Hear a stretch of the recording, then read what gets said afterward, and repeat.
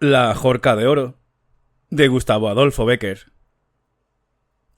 Ella era hermosa, hermosa con esa hermosura que inspira el vértigo, hermosa con esa hermosura que no se parece en nada a la que soñamos en Los Ángeles y que, sin embargo, es sobrenatural. Hermosura diabólica, que tal vez presta el demonio a algunos seres para hacerlos sus instrumentos en la tierra. Él la amaba con ese amor que no conoce freno ni límite. La amaba con ese amor en que se busca un goce y solo se encuentran martirios. Amor que se asemeja a la felicidad y que, no obstante, diríase que lo infunde el cielo para la expiación de una culpa. Ella era caprichosa y extravagante, como todas las mujeres del mundo. Él, supersticioso y valiente, como todos los hombres de su época. Ella se llamaba María Antúnez, él, Pedro Alonso de Orellana. Los dos eran toledanos, y los dos vivían en la misma ciudad que los vio nacer. La tradición que refiere esta maravillosa historia acaecida hace muchos años no dice nada más acerca de los personajes que fueron sus héroes.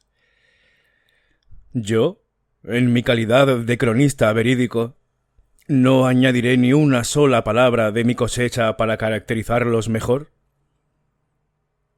Él la encontró un día llorando y le preguntó: ¿por qué lloras? Ella se enjugó los ojos, lo miró fijamente, arrojó un suspiro y volvió a llorar.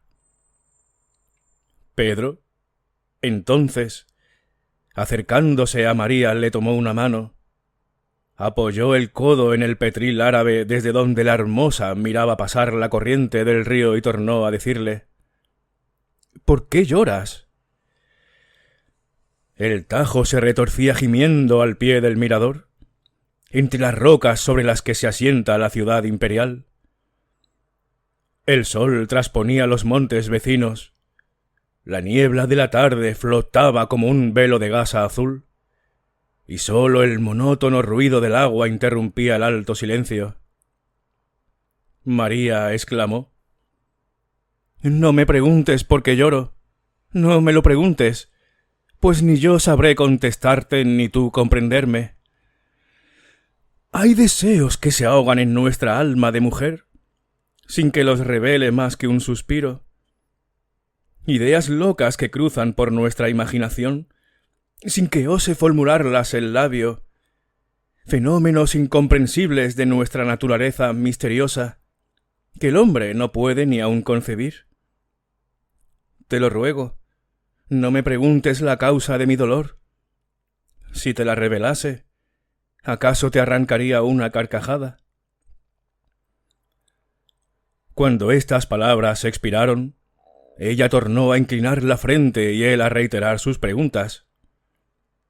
La hermosa, rompiendo al fin su obstinado silencio, dijo a su amante con voz sorda y entrecortada: «Tú lo quieres. Es una locura que te hará reír. Pero no importa. Te lo diré, puesto que lo deseas. Ayer estuve en el templo. Se celebraba la fiesta de la Virgen, su imagen, colocada en el altar mayor sobre un escabel de oro. Resplandecía como un ascua de fuego. Las notas del órgano temblaban, dilatándose de eco en eco por el ámbito de la iglesia. Y en el coro los sacerdotes entonaban el salve, Regina. Yo rezaba absorta en mis pensamientos religiosos, cuando maquinalmente levanté la cabeza y mi vista se dirigió al altar. No sé por qué mis ojos se fijaron, desde luego, en la imagen. Digo mal, en la imagen no. No se fijaron en un objeto que, hasta entonces, no había visto. Un objeto que, sin que pudiera explicármelo, llamaba sobre sí toda mi atención. No te rías. Aquel objeto era la ajorca de oro que tiene la Madre de Dios en uno de los brazos en que descansa su divino Hijo. Yo aparté la vista y torné a rezar. Imposible. Mis ojos se volvían involuntariamente al mismo punto. Las luces del altar, reflejándose en las 1000 facetas de sus diamantes, se reproducían de una manera prodigiosa. Millones de chispas de luz rojas y azules, verdes y amarillas, volteaban alrededor de las piedras como un torbellino de átomos de fuego, como una vertiginosa ronda de esos espíritus de las llamas que fascinan con su brillo y su increíble inquietud. Salí del templo, vine a casa, pero vine con aquella idea fija en la imaginación. Me acosté a dormir. No pude. Pasó la noche, eterna con aquel pensamiento. Al amanecer se cerraron mis párpados y... ¿lo creerás? Aún en el sueño veía cruzar, perderse y tomar de nuevo una mujer morena y hermosa, que llevaba la joya de oro y pedrería. Una mujer, sí, porque ya no era la Virgen que yo adoro y ante quien me humillo. Era una mujer, otra mujer como yo, que me miraba y se reía mofándose de mí. ¿La ves?, parecía decirme, mostrándome la joya. ¡Cómo brilla! Parece un círculo de estrellas arrancadas del cielo de una noche de verano. ¿La ves? Pues no es tuya. No lo será nunca. Nunca. ¿Tendrás acaso otras mejores? Más ricas, si es posible. Pero esta, que resplandece de un modo tan fantástico, tan fascinador, nunca, nunca. Desperté, pero con la misma idea fija aquí, entonces como ahora, semejante a un clavo ardiendo, diabólica, incontrastable, inspirada sin duda por el mismo Satanás. ¿Y qué? Callas y doblas la frente. ¿No te hace reír mi locura? Pedro, con un movimiento convulsivo, oprimió el puño de su espada, levantó la cabeza, que, en efecto, había inclinado, y dijo con voz sorda: ¿Qué virgen tiene esa presea? La del sagrario, murmuró María. «¿La del sagrario?», repitió el joven con acento de terror. «¿La del sagrario de la catedral?». Y en sus facciones se retrató un instante el estado de su alma, espantada de una idea. «¡Ah! ¿Por qué no la posee otra virgen?», prosiguió con acento enérgico y apasionado.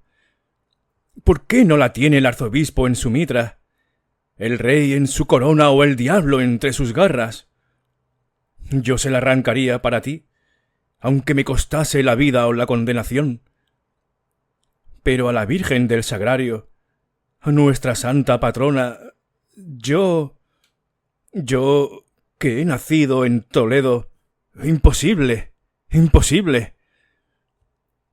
«Nunca», murmuró María con voz casi imperceptible. «Nunca». Y siguió llorando. Pedro fijó una mirada estúpida en la corriente del río, en la corriente, que pasaba y pasaba sin cesar ante sus extraviados ojos, quebrándose al pie del mirador, entre las rocas sobre las que se asienta la ciudad imperial. La catedral de Toledo, figuraos un bosque de gigantescas palmeras de granito que al entrelazar sus ramas forman una bóveda colosal y magnífica, bajo la que se guarece y vive, con la vida que le ha prestado, el genio, toda una creación de seres imaginarios y reales. Figuraos un caos incomprensible de sombra y luz, en donde se mezclan y confunden con las tinieblas de las naves los rayos de colores de las ojivas, donde lucha y se pierde con la oscuridad del santuario el fulgor de las lámparas. Figuraos un mundo de piedra, inmenso como el espíritu de nuestra religión, sombrío como sus tradiciones, enigmático como sus parábolas, y todavía no tendréis una idea remota de ese eterno monumento del entusiasmo y de la fe de nuestros mayores, sobre el que los siglos han derramado a porfía el tesoro de sus creencias, de su inspiración y de sus artes. En su seno viven el silencio, la majestad, la poesía del misticismo y un santo honor que defiende sus umbrales contra los pensamientos mundanos y las mezquinas pasiones de la tierra. La consunción material se alivia respirando el aire puro de las montañas. El ateísmo debe curarse respirando su atmósfera de fe. Pero si es grande, si imponente se representa la catedral a nuestros ojos a cualquier hora que se penetra en su recinto misterioso y sagrado, nunca produce una impresión tan profunda como en los días en que despliega todas las galas de su pompa religiosa, en que sus tabernáculos se cubren de oro y pedrería, sus gradas de alfombras y sus pilares de tapices. Entonces, cuando arden despidiendo un torrente de luz sus 1000 lámparas de plata, cuando flota en el aire una nube de incienso, y las voces del coro y la armonía de los órganos, y las campanas de la torre estremecen el edificio desde sus cimientos más profundos hasta las más altas agujas que lo coronan, entonces es cuando se comprende, al sentirla, la tremenda majestad de Dios, que vive en él, y lo anima con su soplo, y lo llena con el reflejo de su omnipotencia. El mismo día en que tuvo lugar la escena que acabamos de referir, se celebraba en la Catedral de Toledo el último de la magnífica octava de la Virgen. La fiesta religiosa había traído a ella una multitud inmensa de fieles, pero ya ésta se había dispersado en todas direcciones, ya se habían apagado las luces de la capilla y del altar mayor, y las colosales puertas del templo habían rechinado sobre sus goznes para cerrarse detrás del último toledano, cuando de entre las sombras, y pálido, tan pálido como la estatua de la tumba en que se apoyó un instante mientras dominaba su emoción, se adelantó un hombre que vino deslizándose con el mayor sigilo hasta la verja del crucero. Allí, la claridad de una lámpara permitía distinguir sus facciones. Era Pedro. ¿Qué había pasado entre los dos amantes para que se aprestara, al fin, a poner por obra una idea que sólo al concebirla había erizado sus cabellos de horror? Nunca pudo saberse, pero él estaba allí, y estaba allí para llevar a cabo su criminal propósito. En su mirada inquieta, en el temblor de sus rodillas, en el sudor que corría en anchas gotas por su frente, llevaba escrito su pensamiento. La catedral estaba sola, completamente sola y sumergida en un silencio profundo. No obstante, de cuando en cuando se percibían como unos rumores confusos, chasquidos de madera tal vez, o murmullos del viento, o, quién sabe, acaso ilusión de la fantasía, que oye y ve y palpa en su exaltación lo que no existe. Pero la verdad era que ya cerca, ya lejos, ora a sus espaldas, ora a su lado mismo, sonaban como sollozos que se comprimen, como rozo de telas que se arrastran, como rumor de pasos que van y vienen sin cesar. Pedro hizo un esfuerzo para seguir en su camino. Llegó a la verja y siguió la primera grada de la capilla mayor. Alrededor de esta capilla están las tumbas de los reyes, cuyas imágenes de piedra, con la mano en la empuñadura de la espada, parecen velar noche y día por el santuario, a cuya sombra descansan por toda una eternidad. «¡Adelante!», murmuró en voz baja, y quiso andar y no pudo. Parecía que sus pies se habían clavado en el pavimento. Bajó los ojos, y sus cabellos se erizaron de horror. El suelo de la capilla lo formaban anchas y oscuras losas sepulcrales. Por un momento creyó que una mano fría y descarnada lo sujetaban en aquel punto con una fuerza invencible. Las moribundas lámparas, que brillaban en el fondo de las naves como estrellas perdidas entre las sombras, oscilaron a su vista, y oscilaron las estatuas de los sepulcros y las imágenes del altar, y osciló el templo todo, con sus arcadas de granito y sus manchones de sillería. «¡Adelante!», volvió a exclamar Pedro como fuera de sí, y se acercó a Lara, y trepando por ella, subió hasta el escabel de la imagen. Todo alrededor suyo se revestía de formas quiméricas y horribles. Todo era tinieblas o luz dudosa, más imponente aún que la oscuridad.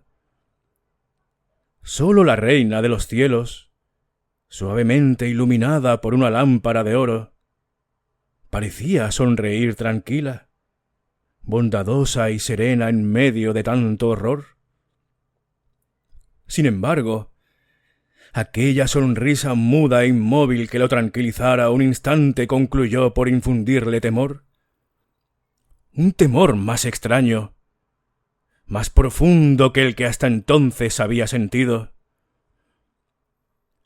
Tornó empero a dominarse, cerró los ojos para no verla, extendió la mano, con un movimiento convulsivo, y le arrancó la ajorca de oro, piadosa ofrenda de un santo arzobispo, la ajorca de oro cuyo valor equivalía a una fortuna. Ya la presea estaba en su poder. Sus dedos crispados la oprimían con una fuerza sobrenatural. Sólo restaba huir con ella. Pero para esto era preciso abrir los ojos, y Pedro tenía miedo de ver la imagen, de ver los reyes de las sepulturas, los demonios de las cornisas, los endriagos de los capiteles, las fajas de sombras y los rayos de luz que, semejantes a blancos y gigantescos fantasmas, se movían lentamente en el fondo de las naves, pobladas de rumores temerosos y extraños. Al fin abrió los ojos, tendió una mirada, y un grito agudo se escapó de sus labios. La catedral estaba llena de estatuas que, vestidas con luengos y no vistos ropajes, habían descendido de sus huecos y ocupaban todo el ámbito de la iglesia y lo miraban con un ojo sin pupila. Santos, monjes, ángeles, demonios, guerreros, damas, pajes, cenobitas y villanos se rodeaban y confundían en las naves y en el altar. A sus pies oficiaban, en presencia de los reyes, de hinojos sobre sus tumbas, los arzobispos de mármol que él había visto otras veces inmóviles sobre sus lechos mortuorios, mientras que, arrastrándose por las losas, trepando por los machones, acurrucados en los doseles, suspendidos en las bóvedas ululaba, como los gusanos de un inmenso cadáver, todo un mundo de reptiles y alimañas de granito, quiméricos, deformes, horrorosos. Ya no pudo resistir más. Las sienes le latieron con una violencia espantosa. Una nube de sangre oscureció sus pupilas. Arrojó un segundo grito, un grito desgarrador y sobrehumano, y cayó desvanecido sobre el ara. Cuando al otro día los dependientes de la iglesia lo encontraron al pie del altar, tenía aún la ajorca de oro entre sus manos, y al verlos aproximarse exclamó con una estridente carcajada: ¡Ja, ja! ¡Suya! ¡Suya! El infeliz estaba loco. Y este ha sido la Ajorca de Oro, que espero que os haya gustado y hayáis disfrutado. Y si ha sido así, no olvidéis darle un me gusta, que me ayuda mucho para que siga creciendo el canal, y suscribiros. Y para no perderos el resto de lecturas, os aconsejo que activéis la campana que hay al lado del botón de suscripción.